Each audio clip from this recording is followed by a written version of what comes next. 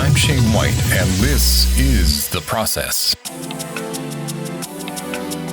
Hey gang, Shane Patrick White here with another edition of The Process. On today's Process, we're doing a rare book tour of Alexander Toth's By Design. Now, this was a book put out by Manuel Awad Publishing some time ago, and the thing about this book is the reason why it's rare is because the licensors, Hanna-Barbera mostly, did not give permission to publish any of this concept or pre-production art. So many of the books, I believe, were recalled and are no longer available. If you can find them, they are definitely worth buying. I purchased mine, I think, for about, I might have spent over $100 for it. But I remember also seeing it in the comic book shop years ago and kind of regretting not picking it up then at the low price of $20. What's amazing about this volume is that it's over 400 pages of pre-production and concept art for all the Hanna-Barbera cartoons from the 60s and 70s. I think even into the 80s, from the Herculoids to C-Lab to everything in between. It's an amazing array of art and just a fraction of what Alex Toth's work is all about. He's worked in comics, illustration, animation, did it for I don't know how many years. I have a wiki entry that I can go over with you and share a little bit about his history. Alexander Toth was born on June 25th of 1928. He was an American cartoonist active from the 1940s through the 1980s. Toth's work began in the American comic book industry, but he is also known for his animation designs for Hanna-Barbera throughout the 1960s and 70s. His work included Super Friends, Fantastic Four, Space Ghost, C-Lab 2020, The Herculoids, and Birdman. Alex Toth was born in 1928 to immigrants from Hungary. His father was Sandor Toth, a musician, and his mother was Mary Elizabeth. Toth's talent was noticed early, and a teacher from his poster class in junior high school urged him to devote himself to art. Enrolling in the School of Industrial Art, Toth studied illustration. He began his career when he sold his first freelance art at the age of 15, subsequently illustrating true stories for Heroic magazine through a comic book packager named Steve Douglas. Although he initially aimed to do newspaper strips, "It was my dream to do what Kniff, Raymond, and Foster had done," said Toth. He found the industry dying and instead moved into comic books. After graduating from the School of Industrial Art in 1947, Toth was hired by Sheldon Mayer at National DC Comics. Green Lantern number 28 was one of the first comics he drew for the company. He drew 4 issues of All-Star Comics, including issues 38 and 41, in which the Black Canary first met the Justice Society of America and then joined the team. A canine sidekick for Green Lantern named Streak was introduced in Green Lantern number 30, and the dog proved so popular he became the featured character on several covers of the series, starting with number 34. Toth worked at DC for 5 years, drawing the Golden Age versions of The Flash, Dr. Midnight, and The Atom. In addition to superheroes, Toth drew Western comics for DC, including All-Star Western. He was assigned to the Johnny Thunder feature in All-Star Western because editor Julius Schwartz considered him to be my best artist at the time. Toth and writer Robert Kanigher co-created Rex the Wonder Dog in 1952. For a brief time in 1950, Toth was able to realize his dream of working in newspaper comic strips by ghost illustrating Casey Ruggles with Warren Tufts. In 1952, Toth ended his contract with DC Comics and moved to California. It is during that time that he worked on crime, war, and romance comics for Standard Comics. In 1954, Toth was drafted into the U.S. Army and stationed in Tokyo, Japan. While in Japan, he wrote and drew his own weekly adventure strip, John Fury, for the base paper Depot Diary. He served in the Army until 1956.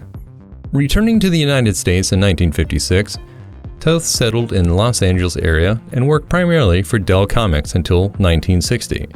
In that year, Toth became art director for the Space Angel animated science fiction show. This led to his being hired by Hanna-Barbera, where he created the character Space Ghost for the animated series of the same name. His other creations include the Herculoids, Birdman and the Galaxy Trio, and Dynaboy in the Lost Valley. He worked as a storyboard and design artist until 1968, and then again in 1973 when he was assigned to Australia for 5 months to produce the TV series Super Friends. He continued work in comic books, contributing to Warren Publishing's magazines Eerie, Creepy, and The Rook. For DC Comics, he drew the first issue of The Witching Hour and introduced the series Three Witches. Toth illustrated the comic book tie-in to the Hot Wheels animated series based on the toy line. His collaboration with writer Bob Haney on the 4-page story Dirty Job in Our Army at War number 241 has been described as a true masterpiece. Toth worked with writer-editor Archie Goodwin on the story Burma Sky in Our Fighting Forces number 146, and Goodwin praised Toth's art in a 1998 interview. To me, having Alex Toth do any kind of airplane story, it's a joy for me. If I see a chance to do something like that, I will. He did a really fabulous job on it. The two men crafted a Batman story for Detective Comics number 442 as well. Toth and E. Nelson Bridwell produced a framing sequence for the Super Friends feature in limited collector's edition number C41. Toth's final work for DC was the cover for Batman Black and White number 4. Toth did much of his comics work outside superhero comics, concentrating instead on such subjects as hot rod racing, romance, horror, and action-adventure. His work on Disney's Zorro has been reprinted in trade paperback form several times.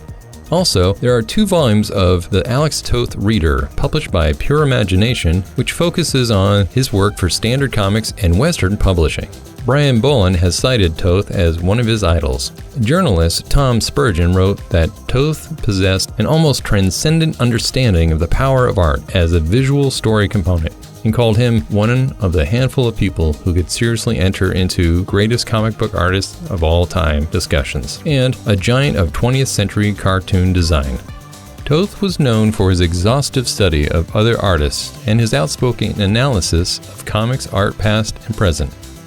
It could be comics if those who know how to paint also knew how to tell a story, who knew what pacing was and didn't just jam a lot of pretty pictures together into a page. Call it a story, continuity. It ain't. Toth lamented what he saw as a lack of awareness on the part of younger artists of their predecessors, as well as feeling that the innocent fun of comics past was being lost in their pursuit of pointless nihilism and mature content. In the 1990s and 2000s, he contributed to the magazine Comic Book Artist and Alter Ego, writing the columns Before I Forget and Who Cares? I Do, respectively.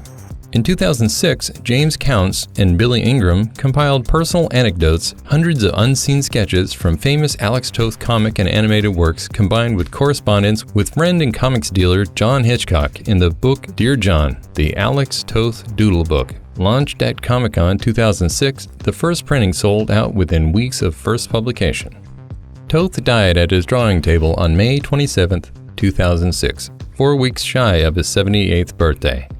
He was inducted into the comic book industry's Jack Kirby Hall of Fame in 1990.